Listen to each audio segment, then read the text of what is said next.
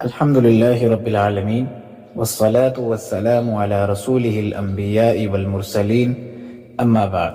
قابل احترام ناظرین سامعین، السلام علیکم ورحمۃ اللہ وبرکاتہ۔ آج ہم جو حدیث مبارکہ سمجھنے جا رہے ہیں اس کا موضوع جاسوسی ہے۔ چھپ کر کسی کی باتیں سننا جبکہ اگلا بندہ اس چیز کو برا سمجھتا ہو، اس بارے میں نبی علیہ الصلوۃ والسلام نے فرمایا کہ جو شخص دوسرے لوگوں کی بات سننے کے لیے کان لگائے جو اسے پسند نہیں کرتے تو قیامت کے دن اس کے کانوں میں سیسا پگھلا کر ڈالا جائے گا۔ اور اسی طرح اللہ تعالیٰ نے قرآن مجید میں سورہ حجرات کے اندر معاشرے کے جو آداب ہیں، ایک آیت میں اللہ تعالیٰ نے فرمایا کہ وَلَا تَجَسَّسُوا، اور تجسس نہ کرو۔ جاسوسی کرنا دو چیزوں میں آتا ہے۔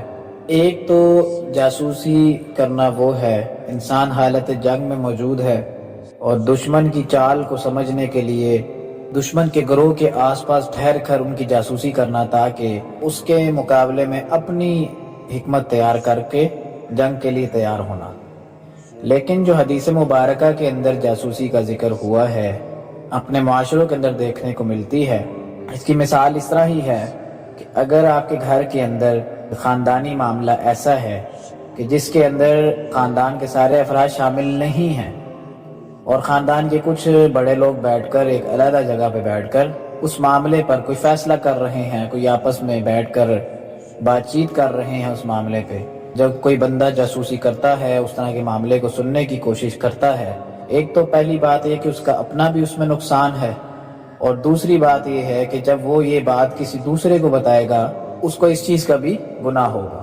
بات سمجھنے کی یہ ہے کہ اللہ تعالیٰ نے قرآن مجید میں فرما دیا ہے وَلَا تَجَسَّسُوا، کہ تجسس نہ کرو، کیونکہ یہ ایک معاشرتی برائی ہے۔ اسی طرح حدیث مبارکہ میں بتا دیا گیا کہ جو یہ کام کرے گا اس کی قیامت کے دن کیا سزا ہوگی۔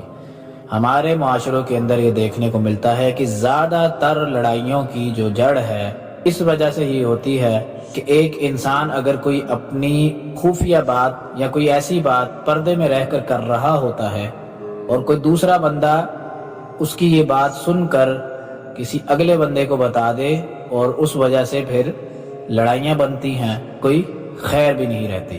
اللہ تعالیٰ سے دعا ہے ہمیں اس حدیث مبارکہ کو سمجھنے کی توفیق عطا فرمائے اور ہمیں اس عمل سے باز رہنے کی توفیق دے جس بارے میں اس حدیث مبارکہ کے اندر ذکر کیا گیا ہے۔ آمین۔ وما علینا الا البلاغ المبین۔